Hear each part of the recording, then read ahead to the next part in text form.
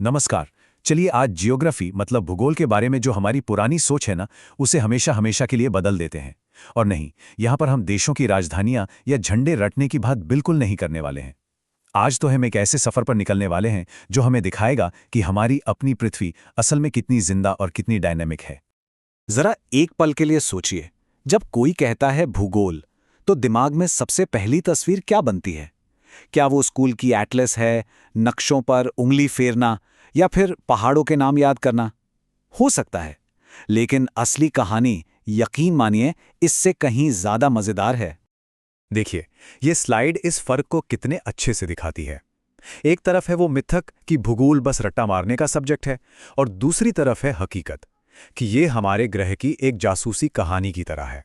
ये उन powerful systems को समझने का विज्ञान है जो पहाड़ों को खड़ा करते हैं, मौसम को बदलते हैं और इस धरती पर जीवन को संभव बनाते हैं। ये क्या है से ज्यादा ऐसा क्यों है और ये कैसे काम करता है के बारे में है।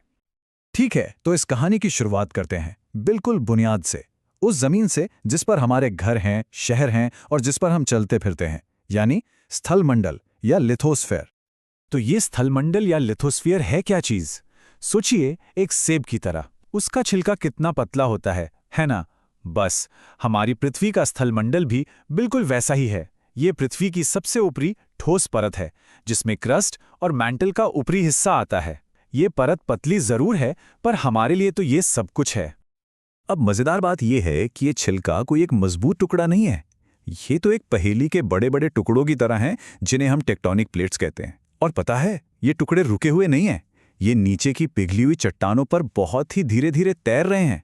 जब ये टकराते हैं तो हिमालय जैसे दुनिया के सबसे ऊंचे पहाड़ खड़े हो जाते हैं, और जब ये एक दूसरे से रगड़ खाते हैं तो धरती कांप उठती है और जमीन के नीचे से आग उगलने वाले ज्वालामुखी फट पड़ते हैं। मतलब हमारी धरती कभी शांत नहीं रहती।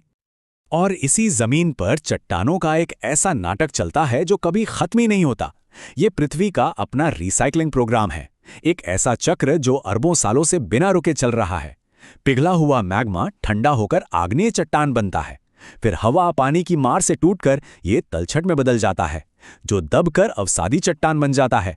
फिर जबरदस्त गर्मी और दबाव इसे कायांतरित चट्टान में बदल देते हैं, और आखिरकार ये फिर से पिघलकर मैग्मा बन जाता है। कुछ भी बर्बाद नहीं होता, बस उसका रूप बदल जाता है। तो हमारे पैरों के नीचे की इन ठोस चट्टानों से चलिए अब रुख करते हैं उस ताकत की ओर जो इन्हें भी तराशने की शक्ति रखती है। जी हां, पानी।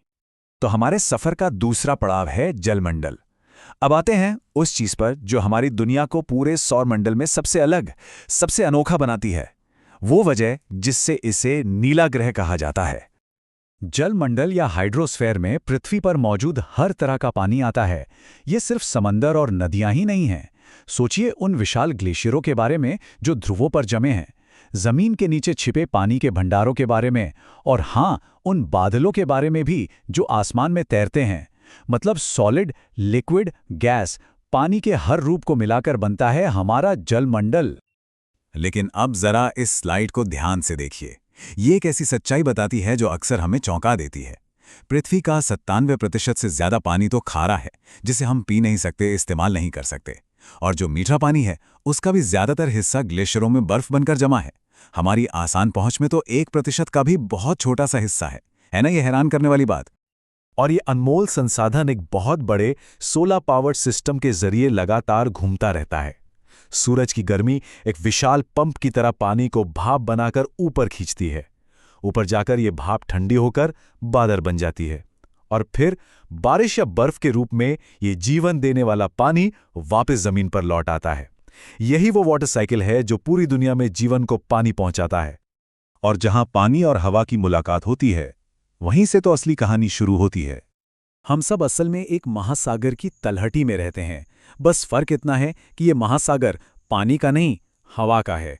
तो हमारा अगला पड़ाव है वायुमंडल। वायुमंडल गैसों का वो लिफाफा है जिसे पृथ्वी के गुरुत्वाकर्षण ने थाम रखा है। ये हमें सिर्फ सांस लेने के लिए ऑक्सीजन ही नहीं देता, बल्कि ये तो एक अदृश्य कवच की तरह है। ये हमें अंतरिक्ष से आने वाले खतरों जैसे उल्कापिंडों और सूरज की जानलेवा पराबैंगनी किरणों से बचाता है। और हां, ये हमारे ग्रह का मौसम बनाने वाला इंजन भी है। और इसी वायुमंडल में मौसम और जलवायु का फर्क समझना बहुत जरूरी है। इसे बहुत ही आसान तरीके से ऐसे समझ सकते हैं, मौसम वो है जो आज खिड़की के बाहर है। धूप है, बारिश है या ठंड है, ये है व्हाट यू गेट। और जलवायु उस जगह का लंबे समय का औसत मिजाज है। जैसे हमें पता है कि रेगिस्तान में गर्मी की उम्मीद करनी है, ये है व्हाट यू एक्सपेक्ट। अब तक हमने जमीन की बात की, पानी की बात की और हवा की बात की, लेकिन असली जादू तब होता है जब ये तीनों एक दूसरे से मिलते हैं। इसी मिलन बिंदु का नाम है जैवमंडल। जैवमंडल या बायोस्फीयर कोई अलग जगह नहीं है, बल्कि ये पृथ्वी की वो पतली सी परत है जहां जीवन मौजूद है। गहरे समंदर के बैक्टीरिया से लेकर घने जंगलों के जानवरों और आसमान में उड़ते पक्षियों तक सब कुछ इसी का हिस्सा है। ये वो जादुई जोन है जहां जमीन, पानी और हवा मिलकर जीवन की एक खूबसूरत धुन तैयार करते हैं।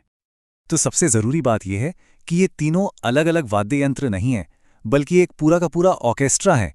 और जब ये सब एक साथ सही तालमेल में काम करते हैं तो जीवन नाम का वो खूबसूरत संगीत बनता है जिसे हम अपनी आंखों से हर रोज देखते हैं। तो ये सब बड़ी बड़ी बातें हो गईं, टेक्टोनिक प्लेट्स, जल चक्र, वायुमंडल। लेकिन सवाल ये उठता है कि इन सब का हमारी रोजमर्रा की जिंदगी से क्या लेना देना है? हमें क्या फर्क पड़ता है? फर्क पड़ता है और बहुत बड़ा पड़ता है। इसकी समझ हमारी जिंदगी को सीधे तौर पर प्रभावित करती है। इसी से हमें पता चलता है कि कौन से इलाके भूकंप के लिहाज से ज्यादा संवेदनशील हैं या समुद्री तूफान किस रास्ते से गुजरेगा। ये हमें अपने कीमती संसाधनों जैसे पानी और उपजाऊ मिट्टी का बेहतर प्रबंधन करने में मदद करती है। ये हमें जलवायु परिवर्तन जैसी गंभीर चुनौती को समझने और उसका सामना करने के लिए तैयार करती है। और तो और, शहर बसाने के लिए कौन सी जमीन मजबूत है और खेती के लिए कहाँ की मिट्टी सबसे अच्छी है, ये सारे फैसले इसी ज्ञान पर आधारित होते हैं। जरा ये एक आंकड़ा देखिए, पिछले एक दशक में दुनिया भर में समुद्र का स्तर हर साल औसतन 4.1 मिलीमीटर बढ़ा है। अब ये सुनने में शायद बहुत कम लगे, लेकिन जरा सोचिए, पूरी दुनिया के महासागरों में हर साल इतना अतिरिक्त पानी जमा हो रहा है। इसका असर निचले तटीय इलाकों में रहने वाले करोड़ों लोगों की जिंदगी पर, उनके घरों पर, उनके पीने के पानी पर सीधा पड़ता है। और यहीं पर यह बात बिल्कुल सटीक बैठती है। भविष्य को समझने के लिए हमें पहले उन सिस्टम्स को समझना होगा जिन्होंने हमारे आज को बनाया है। अगर हमें आने वाले कल की तैयारी करनी है तो हमें अपने ग्रह की इस कहानी को, इसके काम करने के तरीके को समझना ही होगा।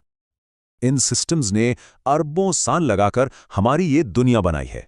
अब सवाल ये नहीं है कि भविष्य में क्या होगा, सवाल यह है कि उस भविष्य को बनाने में हमारी भूमिका क्या होगी। इसी सवाल के साथ आज की बातचीत यहीं समाप्त करते हैं। सोचिएगा जरूर।